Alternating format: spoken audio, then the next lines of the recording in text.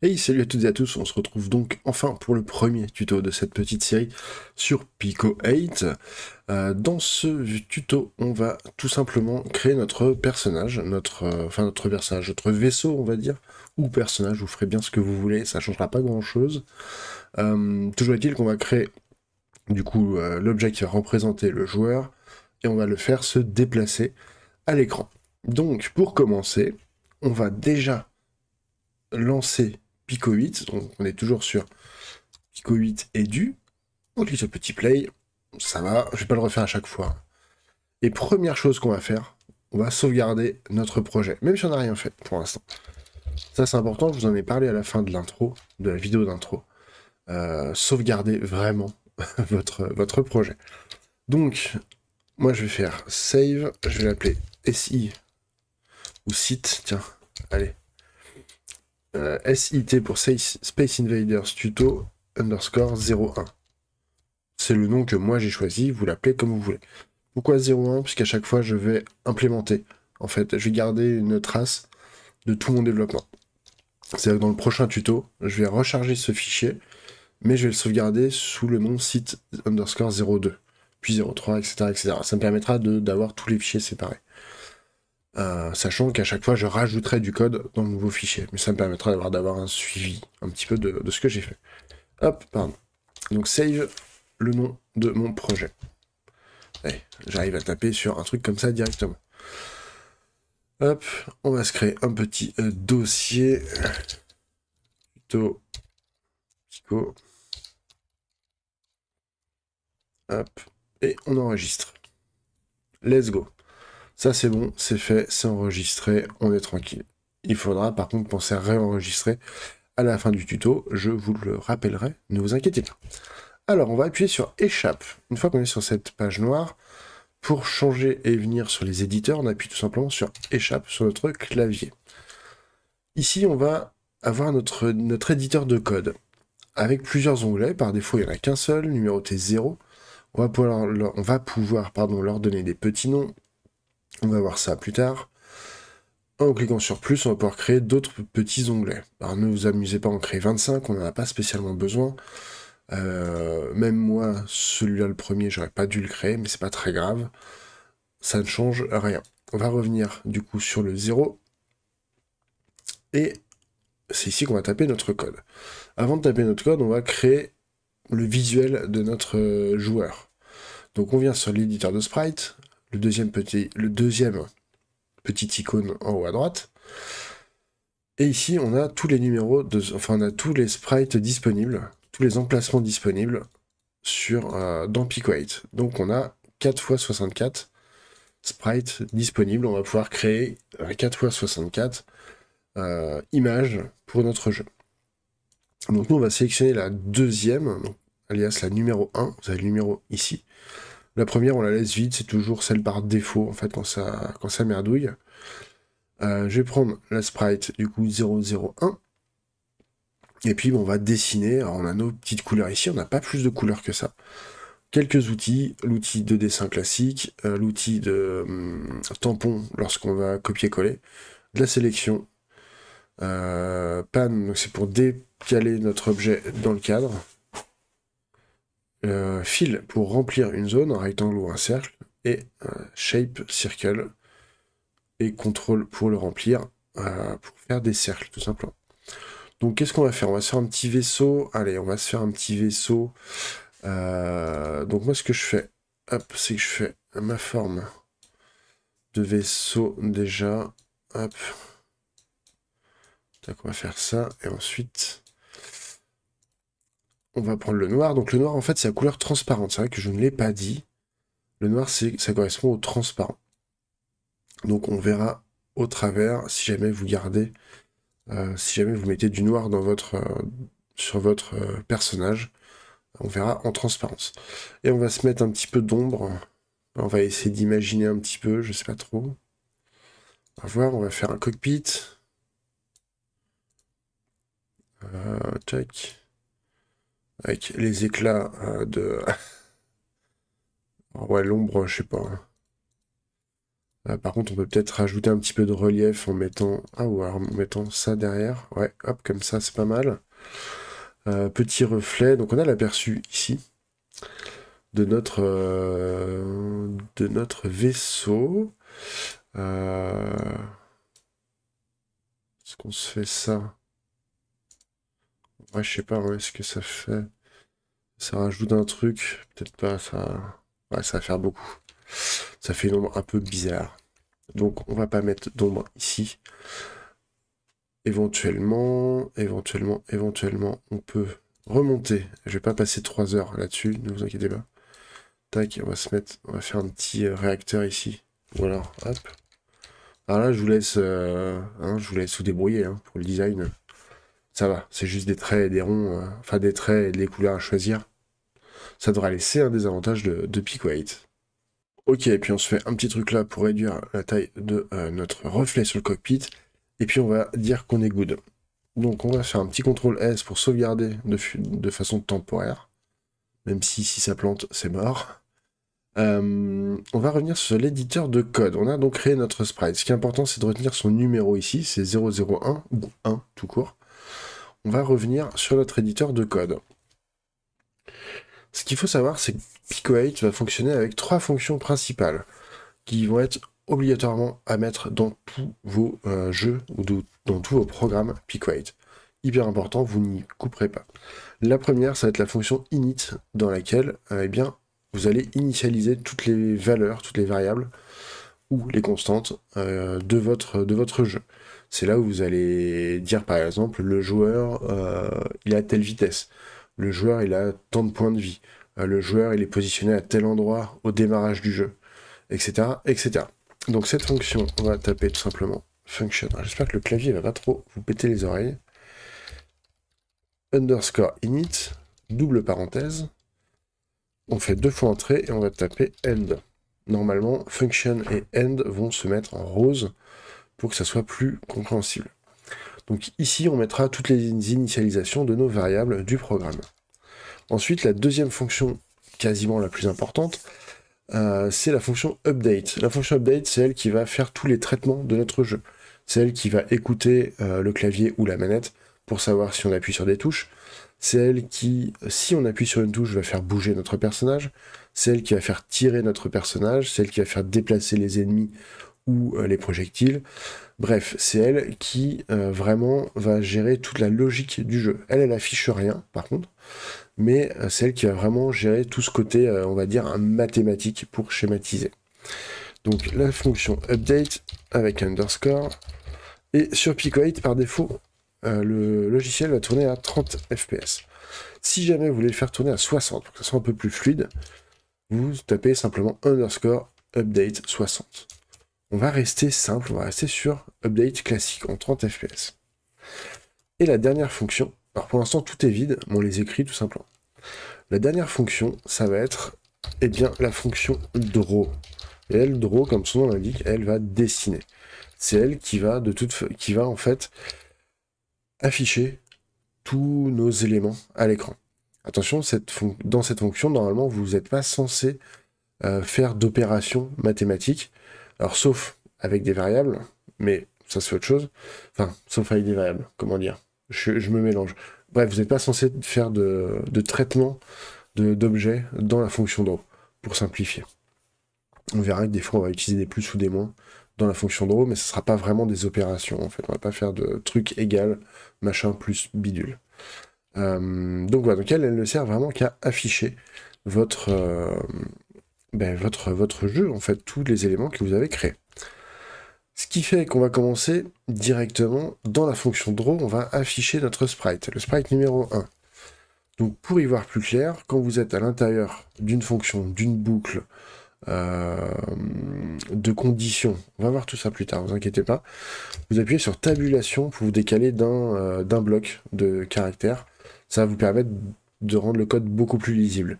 L'éditeur du Pick-Weight, il est cool parce qu'il est intégré, il y a une bonne grosse vibe même rétro, mais il n'est pas du tout facile à lire. Donc prenez le temps d'indenter votre code, sinon ça va être l'enfer, vous n'allez pas vous y retrouver. Je ferme la parenthèse, on va donc afficher notre sprite. Et pour afficher une sprite, on utilise une fonction intégrée à PeakWeight qui s'appelle SPR. SPR comme sprite, ça va.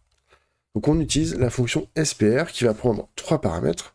Le premier, c'est le numéro de la sprite, donc le numéro 1. Le deuxième paramètre, c'est la position de la sprite. On va mettre 63 pour la centrer à peu près à l'écran. Et le troisième paramètre, c'est la position verticale. Donc le premier 63, pardon, c'est la position horizontale. Et le deuxième, c'est la position verticale. Pour l'instant, j'ai mis des valeurs fixes. Bien sûr, on va modifier tout ça. Vous allez comprendre pourquoi. Une fois qu'on a fait, donc, qu'on va vouloir afficher notre sprite, on refait échappe, on revient sur le côté système d'exploitation classique, et on va simplement taper run. Et là, vous le voyez, normalement, j'ai mon petit sprite qui est apparu au milieu de l'écran, quasiment au milieu de l'écran. Le problème, c'est qu'on voit tout le reste derrière. Ça, c'est pas fou. On va refaire échappe 2 fois, comme ça on quitte le programme et on revient sur l'éditeur de code. Et ce qu'on va faire, c'est qu'on va rajouter une petite fonction avant l'affichage du sprite. On va vider l'écran. En fait, à chaque frame, donc oui, je vous ai pas dit, la fonction init s'exécute qu'au démarrage du jeu. La fonction update se fait 30 fois par seconde et la fonction draw 30 fois par seconde. Ou 60 si vous passez en 60, bien entendu. Donc ce qui fait qu'à chaque frame, à chaque image que le logiciel va calculer, on va effacer l'image. On va commencer par effacer l'image pour enlever tout ce qu'il y avait avant. Si vous avez vu, on a toujours le texte. Et si on ne le faisait pas en faisant bouger notre perso, on créerait des clones. En fait, on afficherait des clones partout sur l'écran. Donc pour vider l'écran, on va utiliser la fonction CLS. Et CLS, elle va prendre un paramètre, la couleur. Par défaut, je vais mettre 0. Pour connaître les numéros de couleurs, on revient sur notre éditeur de sprite. Et quand vous survolez vos couleurs, ici, vous avez tout en bas à gauche, color, avec le numéro. Ce qui veut dire que là, si je fais un CLS à 0, je vais mettre du noir. Si je fais un CLS à 11, je vais mettre du vert. On va mettre, tiens, par exemple, le bleu. J'aime bien le bleu nuit. Donc, couleur 1, color 1. Plutôt que de mettre du noir, je vais mettre 1. On va sauvegarder. On revient ici. On retape run. Et là, ça y est. J'ai tout effacé et j'ai mon fond qui est bleu. Ça, c'est cool. Sauf que maintenant, je voudrais bien faire bouger mon joueur. La première chose qu'on va pouvoir faire, c'est que déjà, on va le mettre plus bas. Je le mets à 110 pour l'instant. Et surtout, on veut bouger notre joueur. Donc comment est-ce qu'on va faire bouger notre joueur? Tout simplement en modifiant sa valeur de X et de Y. Nous, dans ce jeu, on va simplement se déplacer de gauche à droite. Donc on va juste modifier X et Y. Que je sois pas trop loin de la caméra. On va juste modifier X, pardon. Je me mets là, pardon. On va juste modifier X, mais on va quand même prévoir le coup qu'on puisse bouger Y. Si on veut modifier ça. Ou si vous avez envie d'ajouter cette fonctionnalité, vous pourrez. On le prévoit dès le début. Donc, on va devoir utiliser des variables. Les variables, je le rappelle, si vous ne savez pas ce que c'est, ce sont des valeurs dans lesquelles ce sont des espèces de boîtes dans lesquelles on met des valeurs. Et ces valeurs vont pouvoir être modifiées avec le temps. Par exemple, quand je vais appuyer sur la touche droite de mon clavier, je veux que la valeur de X de mon personnage augmente, puisque je vais aller à droite, je vais me déplacer. Pareil, si je veux aller à gauche, je veux que cette valeur elle descende. Et donc on va utiliser une variable pour modifier cette valeur à chaque fois. Donc, je vais créer une première valeur qui va s'appeler PX pour Player X ou JX. Allez, on a fait quoi? Ah, je vais faire un mélange franglais comme d'hab. Donc PX pour Player X, il y aura peut-être des mots en français, je ne sais pas. PX et PX, on va la mettre à 63 comme tout à l'heure. Comme l'affichage de notre sprite. Ensuite, PY, je vais la mettre du coup à 110. Et on va se rajouter une troisième valeur, ça va être la vitesse de notre personnage. Pourquoi? C'est que ça va nous permettre de régler, soit à la main pour lors des tests, la vitesse de déplacement du perso, ou soit si vous faites un système de boost, par exemple, vous aurez juste cette valeur à modifier pour que votre personnage aille plus vite ou plus lentement, si c'est un malus. Donc je vais l'appeler PSpeed, et je vais la mettre pour l'instant à 1. Ok. Maintenant, première chose qu'on va faire, c'est qu'on va dire, on va revenir, alors, hop, je vais essayer de faire ça de façon un peu plus clean, sur l'affichage de notre personnage, on affiche toujours le sprite numéro 1, mais maintenant, plutôt que de taper 63 pour X, je vais taper PX. Ce qui fait que quand PX va bouger, quand je vais appuyer sur une touche du clavier, PX va être modifié, et donc, eh bien, on va afficher le sprite à cette nouvelle valeur. Donc ça peut être 62, ça peut être 72, ça peut être 110, etc., etc. Et on va faire pareil pour PY. Pour l'instant, la vitesse, pas besoin. On pense à sauvegarder. Si on lance le jeu en faisant CTRL R ou échappe et en tapant Run, il se passe pas grand chose à part que mon personnage s'est mis un peu plus bas. Moi j'utilise vraiment CTRL R, hein, à chaque fois c'est vachement plus rapide. Quand même. Ensuite, maintenant, on a préparé nos modifications. Le problème c'est qu'il faut qu'on modifie notre valeur de PX avec les touches. On va aller donc dans la fonction update, je le rappelle, qui est la fonction qui va gérer tous les traitements derrière, qui va écouter le clavier, qui va lancer les sons, qui va modifier les données, etc., etc. Et ce qu'on va faire, c'est qu'on va écouter, alors on dit écouter un input, donc écouter une pression d'une touche sur le clavier ou sur une manette, peu importe. Et si on appuie sur cette touche, alors on modifie une valeur, donc en l'occurrence PX. Donc on va utiliser ce qu'on appelle les conditions, alors avec un petit if, si, donc, et on va chercher la fonction btn. Donc vous voyez que les fonctions internes à Pico8 sont écrites en vert. Tout ce qui est structure du code, donc les fonctions, les conditions, par exemple if, les boucles avec les for, etc., vont être, elles, en rose, les valeurs en bleu, les noms de variables, les noms de fonctions en gris, etc., etc. Donc à chaque fois, vous savez que si jamais vous écrivez comme ça, vous savez que vous êtes gouré quelque part, quoi. Vous voyez que btn, ça ne s'écrit pas comme ça. On a deux fonctions btn, btn classique et btnp, qui correspondent à deux choses différentes. Le btn, c'est tant qu'on est appuyé sur le bouton, on bouge. Le btnp, c'est on bouge une seule fois. Enfin, on modifie la valeur une seule fois. Donc nous, on va mettre un btn, et on veut utiliser les flèches gauche-droite. Dans Pico8, on a soit la possibilité, avec btn, eh bien, de chercher le numéro du contrôleur et le numéro de la touche. Ce sont des choses qu'on trouve sur Internet. Je vous mettrai le lien dans la description de la cheat sheet, de la feuille de triche de Pico8, avec tout qui est résumé, les numéros de boutons, les noms des fonctions, etc., comment avoir les tailles des tableaux, etc., etc. C'est super intéressant, c'est limite une feuille à imprimer en grand au-dessus de votre écran. C'est très intéressant, je vous mettrai tout ça dans la description. Nous, on va tricher, on va utiliser un des autres trucs intégrés dans Pico8, c'est-à-dire que si par exemple je vais aller à gauche, ça va être la touche left, et left ça commence par L.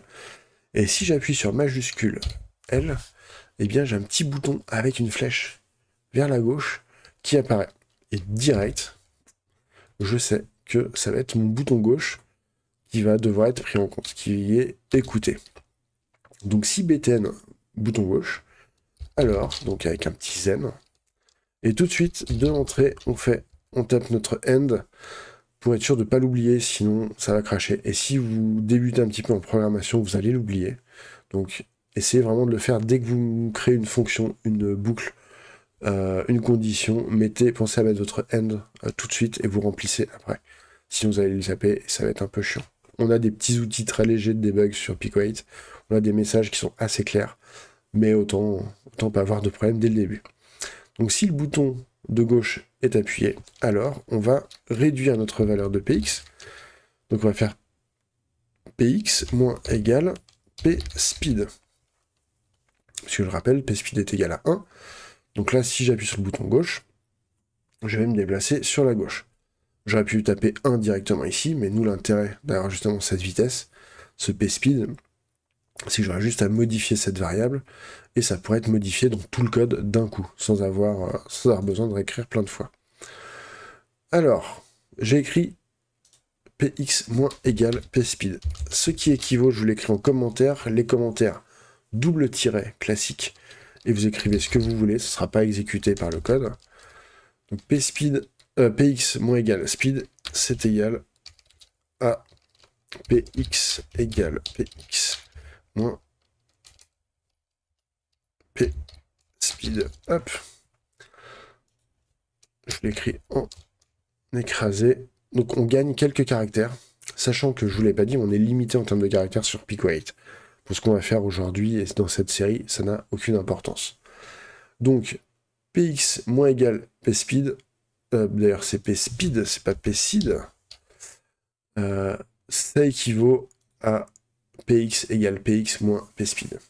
On gagne 2 caractères, on gagne le nom de la première variable en fait, en quantité. Ok. Bon, on va sauvegarder, hein, on sait jamais. Et puis un petit CTRL R.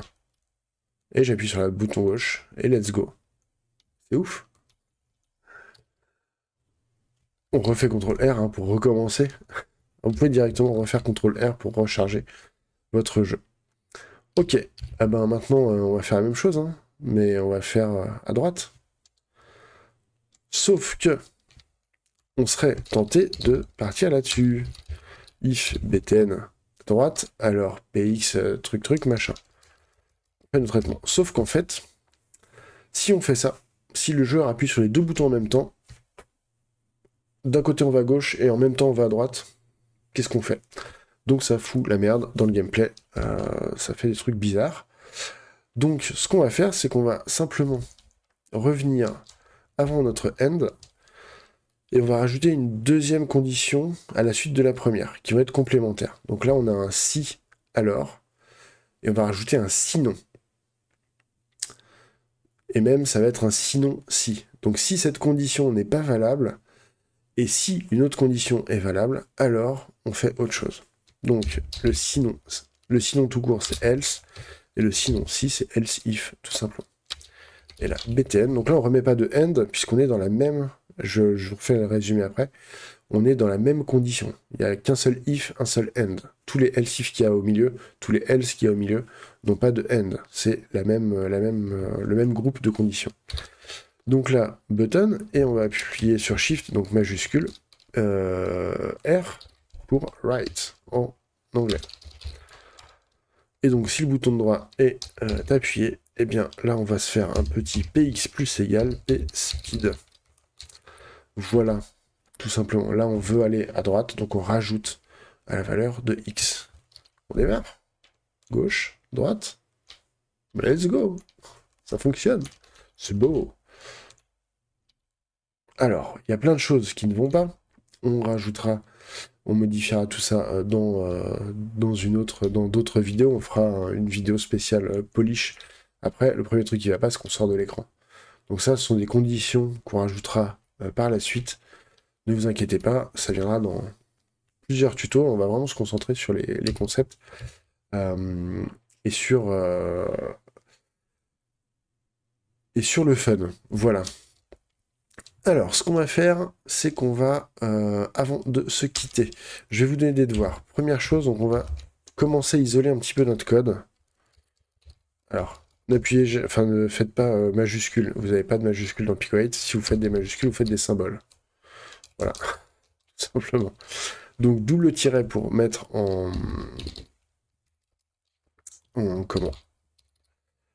pour mettre en commentaire. Et donc, je vais mettre un commentaire player. Ensuite, je vais mettre un commentaire ennemi. Ok. Et maintenant, à vous de jouer. C'est-à-dire que je ne vais pas le faire. On verra ensemble une solution dans le prochain tuto. L'idée, c'est que vous m'affichiez, on va dire, 4 ennemis à l'écran en ligne. Ok. Donc, je rappelle rapidement comment vous devez faire. Déjà, vous allez commencer par créer un sprite d'ennemi. Donc, peu importe, vous faites le dessin que vous voulez. Alors, pas à la place de votre perso. À côté, numéro 2. Bah, ça va être la seule contrainte, c'est que la sprite soit la numéro 2. Ok. Ensuite, il va falloir m'afficher ce sprite et l'afficher 4 fois. Ok. Spoiler, ça se passe dans la fonction de draw. Mais il va falloir afficher 4 fois le même sprite de façon à ce qu'on ait ces valeurs-là. Alors la contrainte, est-ce que, ouais, si je vous le mets, c'est un peu triché, hein. Égale 0. Je vous mets ça, hop, je vous offre ça, E pour ennemi, bien sûr. Et vous devez m'afficher 4 fois 4 ennemis à l'écran. Dans la prochaine vidéo, on verra comment faire mieux que ce que vous allez probablement faire. Ce que vous allez probablement faire, c'est déjà très bien, c'est une bonne idée. C'est par là qu'on commence. On va voir comment optimiser ça, puisque dans la prochaine vidéo, on fout directement les pieds dans les tableaux. C'est une notion ultra importante quand on n'a pas de moteur de jeu, puisque c'est sur Unreal, sur Unity, sur GDevelop et tout, ce sont les moteurs eux-mêmes qui s'en chargent. Et là, il faut le faire à la main. Et vous allez voir que c'est trop cool. En fait, ça nous permet de faire plein de choses et de comprendre comment tout fonctionne. Donc voilà, vos devoirs, afficher 4 ennemis sur l'écran. Voilà, vous faites une sprite, vous affichez dans la fonction draw, et puis let's go. Ok, on va s'arrêter là donc pour ce premier tuto. On va revenir en faisant échappe, et on va taper save, bien entendu, puisqu'il va falloir absolument sauvegarder, pensez-y, donc save, je reprends mon nom de première sauvegarde, je vais faire enregistrer, écraser, voilà, c'est bon, c'est sauvegardé, on est sauvé. Comme ça, au prochain tuto, on va reprendre directement ce qu'on a pris depuis la version Edu. Si vous utilisez la version payante de Pico8, vous n'avez pas besoin d'enregistrer comme ça ce fichier, il se fait tout seul. Faites juste un CTRL S à chaque fois, ou un save quand même, pour que ça s'enregistre automatiquement. Mais vous n'avez pas le fichier à renvoyer à chaque fois sur Internet. Bref, j'espère que cette vidéo vous aura plu, vous aura appris 2-3 petits trucs. Nous on se retrouve bientôt pour la suite, notamment les tableaux. On va directement rentrer dans le vif du sujet, les tableaux d'ennemis, etc. etc. Sur ce, comme d'habitude, n'hésitez pas à mettre un bon gros pouce bleu vers le haut, vous abonner si c'est pas déjà fait. Partagez la vidéo, surtout, super important, sur tous vos réseaux. Balancez. Il faut qu'il y ait de la vue de Dieu. Non, mais si ça vous a plu, si vous pensez que ça peut intéresser des gens, n'hésitez vraiment pas à partager. Et puis posez vos questions dans les commentaires. Dites ce que vous en avez pensé. N'hésitez pas, l'espace commentaire est là pour ça.